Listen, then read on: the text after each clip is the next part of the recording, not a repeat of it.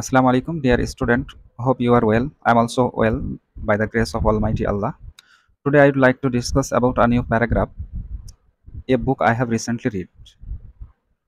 আমাদেরকে এখানে খেয়াল রাখতে হবে যে যখন প্রশ্নে দেওয়া হয় তখন কিন্তু লেখা থাকে write a paragraph on a book you have recently read, কিন্তু লেখার সময় লিখতে হয় a book I have recently read. অর্থাৎ প্রশ্নে দিয়েছে, ওখানে লিখেছে যে তুমি সম্প্রতি একটি বই পড়েছো, সেই সম্পর্কে একটি প্যারাগ্রাফ লিখো। এবার প্যারাগ্রাফ লেখার সময় অবশ্যই লিখতে হবে যে আমি যে সম্প্রতি বইটি পড়েছি সে সম্পর্কিত।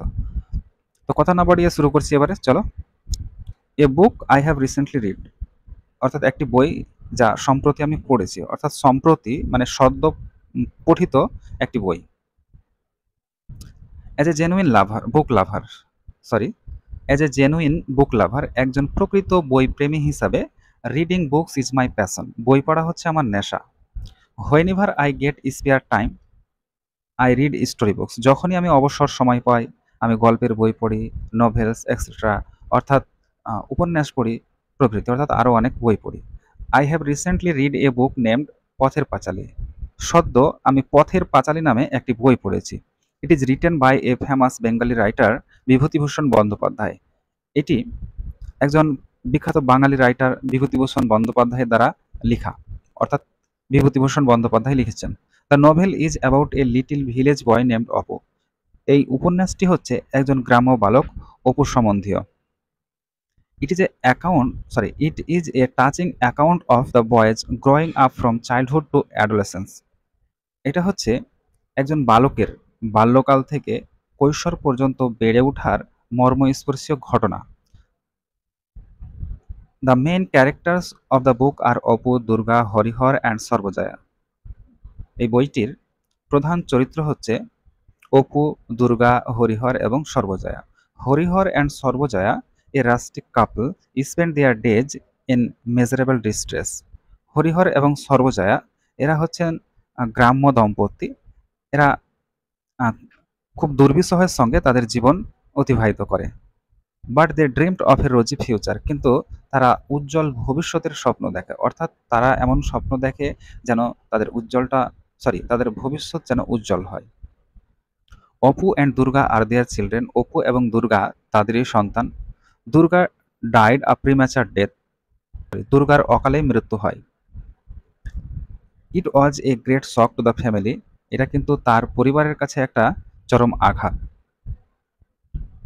One cannot but shed tears when one reads about the death of Apu's dearest sister Durga, যখন কেউ অপুর ডিয়ারেস্ট সিস্টার দুর্গা অর্থাৎ অপুর প্রিয় বোন দুর্গা ডেথ সম্পর্কে, দুর্গার মৃত্যু সম্পর্কে পড়ে, তখন কিন্তু সে তার চোখের অশ্রু না ঝরিয়ে থাকতে পারে না। অর্থাৎ এই গল্পটি হচ্ছে এমনই একটি গল্প, যখন কেউ অপুর এই প্রিয় বোন দুর্গার মৃত্যু সম্পর্কে পড়ে তখন কিন্তু তার চোখ দিয়ে অনায়াসে জল ঝরতে শুরু করে। The novel gives us a very living picture of the beauty of A remote village in Bengal, এই উপন্যাসটি বাংলার প্রত্যন্ত একটি গ্রামের সৌন্দর্যের জ্যান্ত একটা ছবি আমাদেরকে উপস্থাপন করে দেয়। অর্থাৎ আমাদের সামনে যেই ছবিটা ফুটে ওঠে সেটা হচ্ছে বাংলার একটি একেবারে ছোট্ট দূরবর্তী অর্থাৎ প্রান্তিক গ্রামের সৌন্দর্যের ছবি। The story reminds us of the hardship of thousands of poor and helpless people of our country, এই গল্পটি আমাদেরকে আমাদের দেশের হাজার হাজার দরিদ্র এবং অসহায় লোকজনদের কঠিন পরিস্থিতির কথা মনে করিয়ে দেয়। The theme of the novel becomes more lively when I watch the movie of the same name directed by Satyajit Ray, উপন্যাসের বিষয়বস্তু আরও প্রাণবন্ত হয়ে ওঠে যখন আমি সত্যজিৎ রায় পরিচালিত একই নামের মুভিটি দেখি। Really Pather Panchali is an immortal creation of Bibhutibhushan Bandyopadhyay, সত্যি পথের পাঁচালী কিন্তু কি যে বিভূতিভূষণ বন্দ্যোপাধ্যায়ের একটা অমর সৃষ্টি। This book has left a great impression on my mind, এই বইটি আমার মনের মধ্যে একটা বিশাল ছাপ সৃষ্টি করেছে। তাহলে এই পর্যন্ত। আর অবশ্যই প্রত্যেকটা ভিডিও দেখার পরে লাইক এবং কমেন্ট করাটা জরুরি, কারণ লাইক কমেন্ট করলে ভিডিওগুলোর মানে বেশি বেশি স্প্রেড হয় আর কি। তো সুতরাং অবশ্যই এটা করতে কেউ যেন না ভুলো, যে প্রত্যেকেই ভিডিওটা দেখার পরে অবশ্যই লাইক এবং কমেন্ট করবে।